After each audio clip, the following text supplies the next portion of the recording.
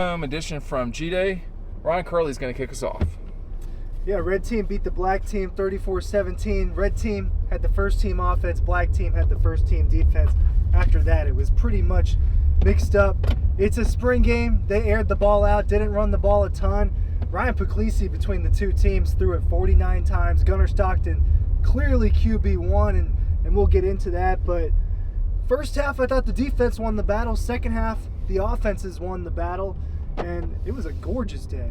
The grass was nice. The weather was nice. The grass was competing with that Augusta National grass, I thought. Did you hear me talking about that? Is that where you're... No. Oh, okay, good. I agree. On stealing more of your thoughts? Yeah, more thoughts. No.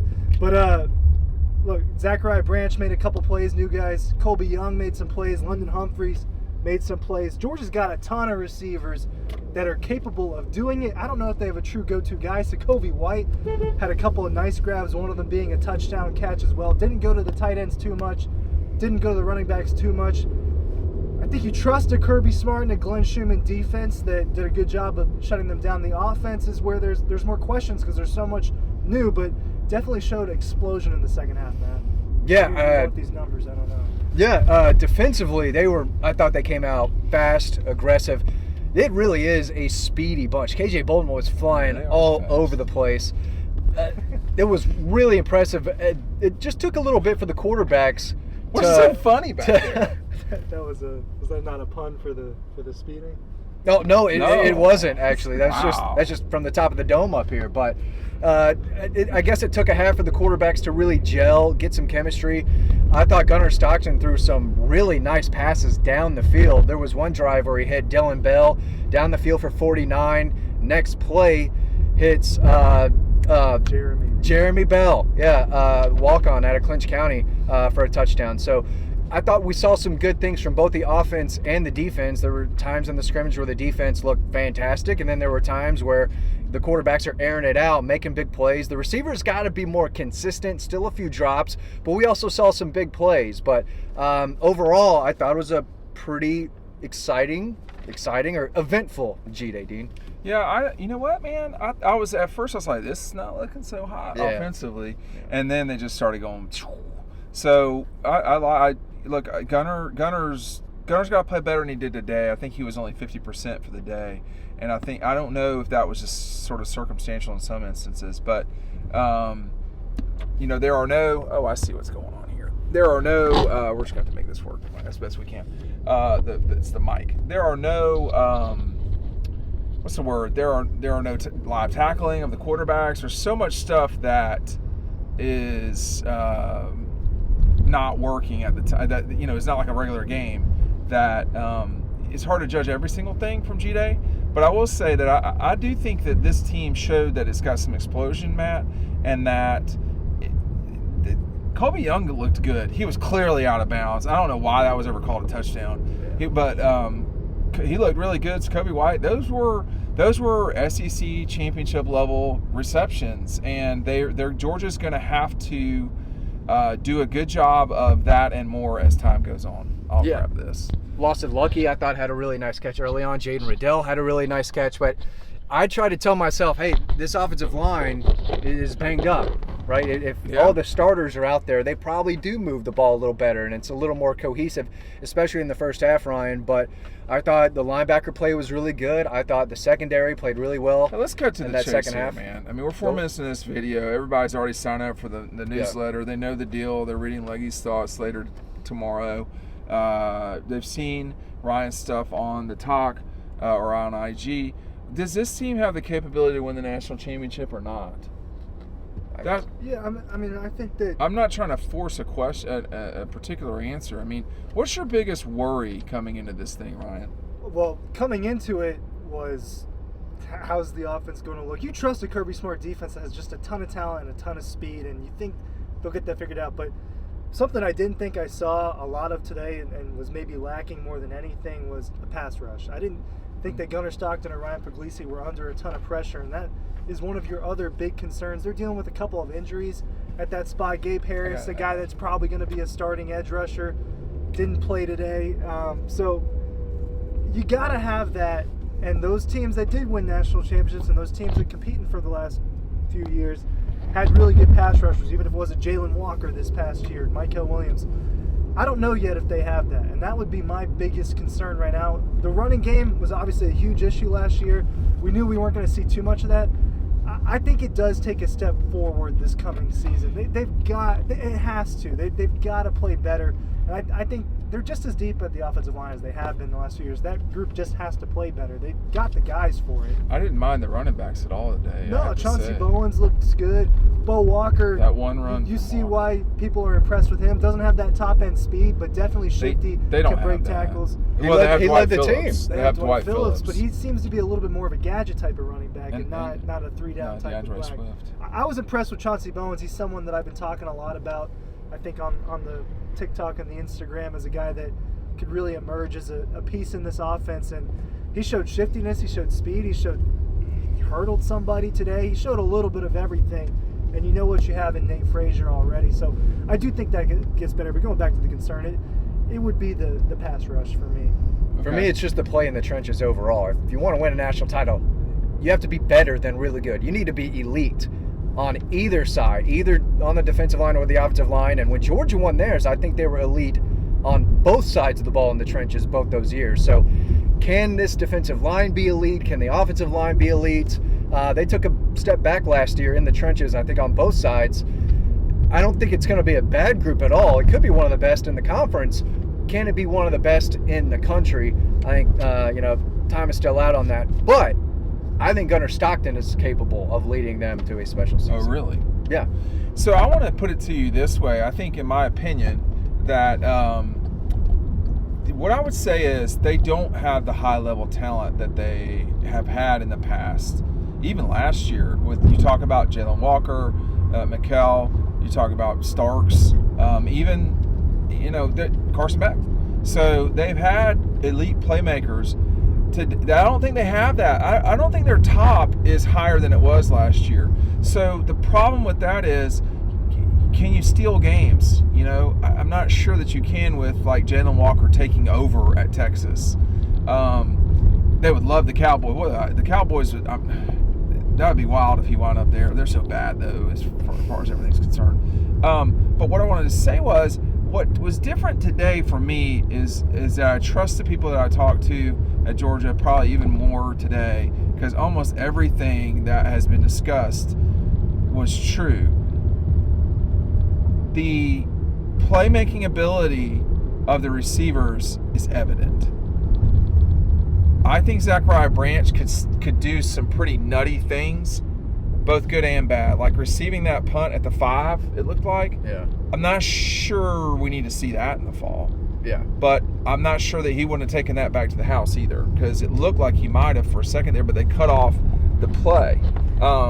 Noah Thomas had a couple targets, 0 catches that I Noah Thomas is not going to be a problem. Kirby said he had a shoulder injury. I don't know if it was sustained today or not. Noah Thomas is going to do what he needs to do. But Colby Young really flashed too. Yeah, Colby Young looked very difficult to deal with. So now, I hate to be this way. Kirby was talking about how he wants to get this team, he wants to play this team to play the entire season. For me, that means not just not going into the portal, but the guys having off-the-field discipline too. And what I mean by that is not doing dumb stuff and getting arrested and for moving violations. Just take it easy in the cars this summer. 100%. Unfortunately, I feel like you have to bring that up, right, Ryan? I do. It's more than reality. A theme now. Yeah, it's a problem. I don't want to hear about cars and all this. It's personal responsibility. I'm driving right now. I don't remember the last time I got a ticket, and I'm not saying I don't ever know that I've ever gotten a dangerous whatever they're called. Going 119 and a 60. I'm getting off the subject. My point is that we're going to learn a lot from these guys. We learned things at G-Day. I think we learned, oh my gosh, they got some explosion here all of a sudden. We've learned there were a couple false starts. There wasn't a ton of them. But I think we have so much incomplete data, not just at Georgia, but at Ohio State, at Texas, at Oregon, or wherever. It's hard to see what's necessarily the landscape of the world is. Tennessee's quarterback just left, Ryan. How can we know? you don't think Gunnar Stockton's going to leave, but it's could. a different world. He It's could. a different world than it was. And then it becomes, can you do it with Puglisi? My answer to that is, hell yeah, you can do it with Puglisi, not the way he played today at times. No, you could tell he wasn't quite as comfortable as Gunnar was in the offense. That he held on to the ball. For me, he held on to the ball a little too long a handful of times, but the zip. I mean, there were a few throws where, and one of them should have been a touchdown catch by Ethan Barber, I believe, towards the end of the game, where, man, he just zipped that in there, and it comes out really quickly. There's more arm talent with him than there is with Gunnar Stockton. For sure. Stockton was accurate downfield. He wasn't really missing guys that often. He hit a few guys very well. Obviously, that Zachariah Branch, that deep ball, the touchdown to Jeremy Bell. They were like Matt pretty. was saying, the post route to Dylan Bell was really nice. So there were good balls, and something you couldn't see out of Georgia's offense today is quarterback running, and how much that will be a factor, especially with Gunnar out there. Took off a few times. One time for sure. He had a nice run. Yeah. They did run a couple of those option reads, and he took off, but didn't work. You're going to see that a good bit. You saw that against Texas last year. Part of that is, okay, he's getting thrown out there. Let's do what he's comfortable with. But that's going to be an element of Georgia's offense. A lot of RPO today. You saw a lot of quick fake handoffs and quick throws. That's going to be a big part of Georgia's offense, especially with Gunnar Stockton. Couldn't see that part today. You're not going to see these guys in the fall, but shout out to Coulter Ginn, the former Perry Panthers quarterback. He was 2 for 2 for 57 yards and a touchdown. And Hezekiah Melender took off for like 50 yards on the ground. So quick shout out there, but I agree with what Ryan's saying. Gunnar's legs will make an impact, and they are going to use his legs in the fall. But there was a lot of good things to take away from the quarterbacks. Even though the defense, I think, won the day. If you you do? Okay. Yeah, I mean, but it was 34-17. But the way the defense played in the first half, I wonder if the staff got together and said, okay, let's do something different defensively and let the offense have an opportunity to maybe open it up a little more. And that's what we saw in the third quarter. How many yards rushing were on both sides did they end up with? Because it was 79 and 76. Yeah, it was tough to run out there, man. I mean, I would say this: if you're Georgia, you can't win running it 76 times. So you're gonna have a hard time doing that. But if you're not gonna lose very often if you're gonna only give up 76. The linebacker play, Ryan, it's very good. That's a very good group they got there. But man, like they got tight ends, they got linebackers, they got running backs, they got receivers. They got some. KJ Bolden's really good, but do they have an offensive line? Do they have a defensive line? It looks like they do have a defensive line, but it's maybe just not got a spectacular player. Did Elijah Griffin do something today and I missed it? He got in the backfield a couple of times. Yeah, he almost stopped a receiver on a jet sweep on a really nice play, but just missed it. It was Landon Rolden on that play, but I don't know that there's a dominant defensive lineman, and that kind of goes back to what I was saying a few minutes ago, where my biggest concern is, do they get that type of pressure from that group where that makes life so much easier for the rest of the defense when you're making things chaotic for the quarterback. I think the secondary is going to be pretty good. Daniel Harris had one of the best days. He really did play pretty well. A couple of pass breakups, had that interception in the end zone. It was a throw from Gunnar Stockton to Noah Thomas. And that was not a great. It was clear to me Daniel Harris has the leg up on DeMello Jones and Ellis Robinson to be one of the starting corners. Dalen Everett, limited this spring, didn't play in today's game. But if Daniel Harris plays like that, which is better than how he did in a lot of moments last year, he'll be out there a lot for the defense. A unit that's got a lot of turnover when you lose a Dan Jackson, Malachi Starks, and I'm blanking on someone else that they might have lost. But I thought they performed pretty well today. And when you have a KJ Bolden, who might be the best player on the defense and one of the best players on the team, it's a position room you feel pretty good about. Question for both of you: I saw a lot of batted balls at the line of scrimmage. Yeah. How much of that is on the quarterback? How much of that is on the play of the defensive linemen getting their paws up there? Probably a little bit of both, but it happened a decent amount today. Who did it happen more to? I thought it happened more to Puglisi. Yeah, I think so, yeah. So it happened at least 3 times to him. I remember how often did Stetson Bennett get balls knocked down in 2020?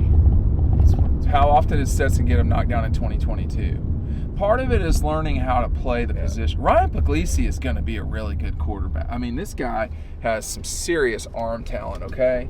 But I don't think yet knows how to play the position the way that you're going to need to play it. But boy, when he does, look out. Holy shit. Yeah. This guy, I mean, it zips out of his hand. I mean, I hesitate doing it, but it's not dissimilar from Matthew. It's not Matthew. But, it's not dissimilar from that. And Matthew didn't get time to just chill out and play and develop. Matthew was in there when Joe Tereshinski got hurt against South Carolina. Boom. I said, get Matthew in there. Yeah, so it was kind of ugly. What's that? It was kind of ugly. Oh, it was a horrible game. With 3 picks. I mean, Matthew? Yeah, they won that game 18-0, but Carolina could not do anything that night. Matthew had a hard time. But Ryan Puglisi's got time. But there will eventually come a time when, Puglisi is going to be the person that is responsible for playing as a starter at Georgia. And when that time comes, he needs to get all these bad habits. Running to your left and throwing a ball kind of sidearmed, that should literally never happen for a collegiate quarterback unless it's 4th and goal in the national championship game, or 4th and whatever on the national championship, and you got to do something. There are certain moments in that, and you saw that today. I mean, you saw you saw moments with Ryan Puglisi where I'm not turning on him. What I'm saying is he's not ready yet. We don't even know necessarily if Gunner is totally ready yet. He's further along, and you could see that in those moments. I do think the offensive line played fine today. It sure looked like it to me. And Drew Bobo's going to be your center. Yeah. And so then does Juan Gaston Jr. and these younger guys, that just came in, do they push Daniel Calhoun and company? You got some bodies on the offensive line. They're not hurting there. I know Ryan got a really good look at that through the big lens that we have, so it will be interesting to see how that plays out as well. But that's a group that's going to have to step up as well, especially because they had an underwhelming year last year. They did. So definitely something we have to know. It wasn't good enough to me. No. Ryan. Yeah, I'm going to talk about a general depth chart probably in a video here in a couple of days, but Drew Bobo, Micah Morris, definitely starters. Ernest Green, definitely starters, but They rotated that a lot with the first team and the second team. They changed things up a lot. They had guys in different spots. You got to figure out your best, and they're missing Monroe Freeling, a guy could be a starter. They're missing Daniel Calhoun, a guy who could be a starter. So that gave an opportunity. There's a blessing in disguise with some of these injuries, and that's developing your depth. I think it was probably really good for Georgia's cornerback room in a way that Dalen Everett was out. That gives DeMello Jones and Ellis Robinson more opportunity.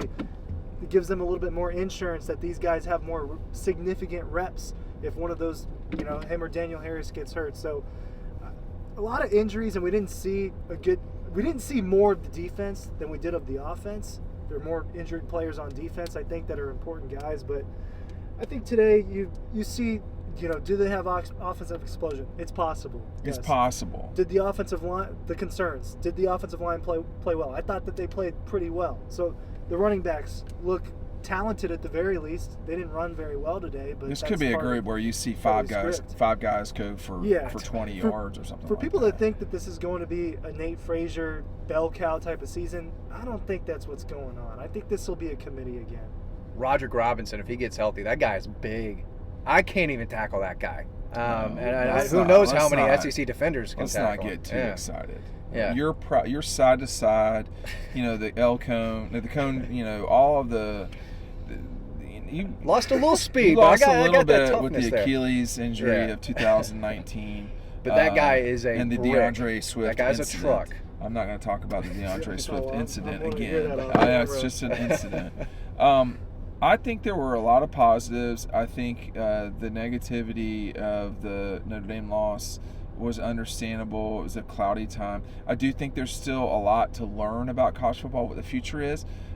We don't know. I think I would say, and I know other people that we'll talk about this in the future ourselves, but I don't know what happened at Tennessee today, but I guarantee you that that Greg Sankey was on the phone communicating with the people at Tennessee, saying to them, you cannot allow this to happen. If you allow this to happen, the floodgates are going to open and our schools won't be able to afford it. It is a tricky time right now with that, because this settlement's not sort of set the playing field, so to speak. But I think Tennessee did the right thing for the future of their institution, as well as. Did they save college football? I think there's just some discussion that needs to be had there, because, and that could happen at Georgia tomorrow. Now, it might not be as public, but people. Let me just say this: people got to quit getting their feelings hurt that other people want money. I understand what Nico is trying to do. He just may have missed the leverage point. He had the leverage, and Tennessee called his bluff, and that's it for that. He ain't playing in the orange anymore. No. So that hurts Tennessee to me, and that means Georgia has one game more that's going to be slightly easier. Not the end of the world. I mean, dude, this schedule, Ryan and Matt, it's not like it was a season ago at all. And they're not playing Clemson. People are going to talk about Clemson being a semifinal team in theory. We'll see about that. They're not opening with Clemson. Clemson played in the playoff. They obliterated Clemson. And they crushed them. But they still played them, and you had Ole Miss, you had Alabama, you had Texas twice. So they had a pretty frothy schedule a season ago. It's not like that now. They got to go to State, they got to go to Auburn, they got to go to Rocky Top. Basically that is their road schedule. I've seen a lot worse in my days. Yeah. Including last year. This team hasn't lost at home since 2019. Yeah. So it is a big deal, especially at night. That place can be as crazy as any in college football in the right setting at night. And they're going to have an opportunity to really use the fans to their advantage. And it's going to be against some really, really good teams. I say that, well, we really don't know how good Alabama's going to be. Alabama could take a loss before they play Georgia. I doubt it. I mean, Wisconsin and Florida State, I doubt it. And I'll say this, and then I'll be done. I don't think there's a team in college football right now where I say that Georgia team that we saw today cannot beat that team. I think that's a great way to put it. Yeah, I mean, it's one of the 3 or 4 most talented teams in the country, however that ends up being ranked. It's got the best coaching staff in the country. You have a lot of faith in what Georgia can do. You saw what they did a year ago when you think they did. Kirby thinks it's the best coaching job that they ever had, and they willed that team to the SEC championship. Things will be easier this time. You do have to go to Auburn and Tennessee, and that's not easy. But they had to go to Alabama. They had to go to Texas. It was worse last year. It's getting flipped around this season, and they're in just as good a position as all those teams that they have to face. So I think that, assuming some of these issues get fixed as well with the offense in particular, I mean, there's no telling what this team's ceiling is this year. Yeah, I thought it was a positive day at Georgia. I don't think that anybody's passing out trophies yet, but I do think that I thought the first 10 minutes of the game, I was like, this is the same as it was. It's not. And I think that I don't think you should really ever be overly concerned about the defense until there's a reason to be concerned about the defense. The offense looked pretty good today, and so that's what I thought about it. Thanks for watching. We'll see you all in the videos as we go on. We'll see you as much as we can. Thanks for watching.